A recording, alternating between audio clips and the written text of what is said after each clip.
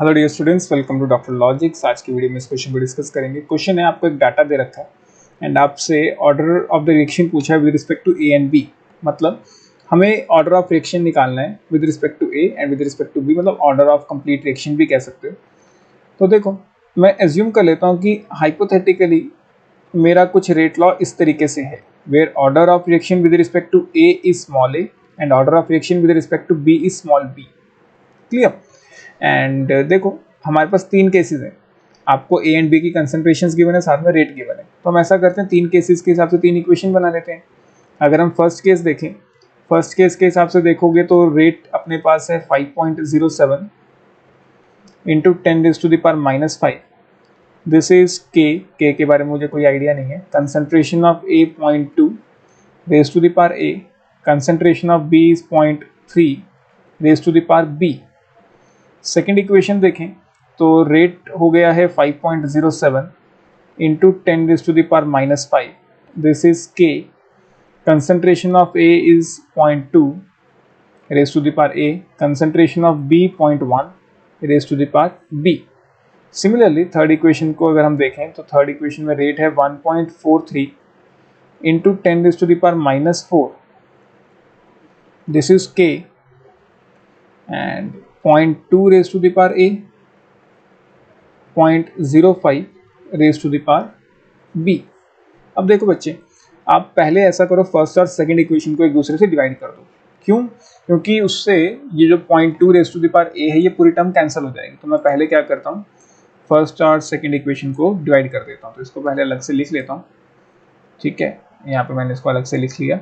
अब मैं क्या कर रहा हूँ, इन दोनों को डिवाइड कर रहा हूँ। देखो, फर्स्ट को हम डिवाइड करने लगे हैं सेकंड से, 1/2। तो देखो, जब ये डिवाइड करेंगे हम, एक तो ये कट गया पूरा का पूरा, के से के गया, ये 0.2 raise to the power A, 0.2 raise to the power A ये चला गया।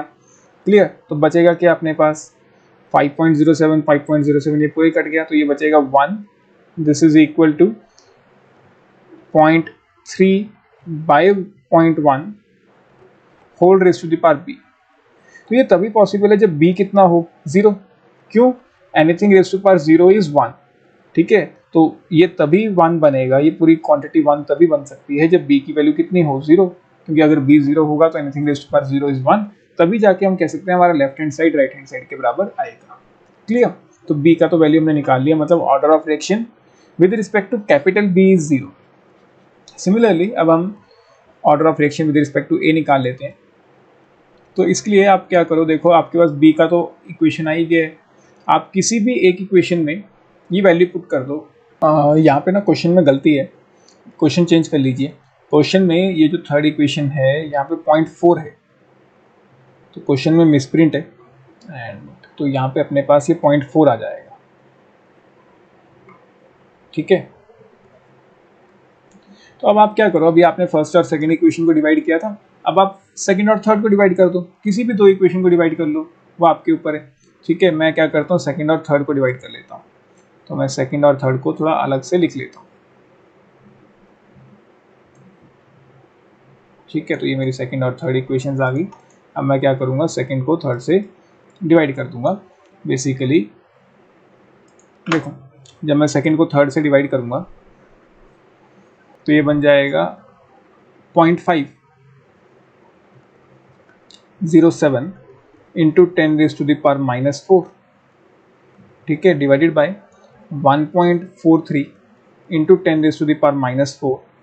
दिस इज के से के तो गया, ये बनेगा आपका 0.2/0.4 raise to the power a and b तो अपना 0 ही था।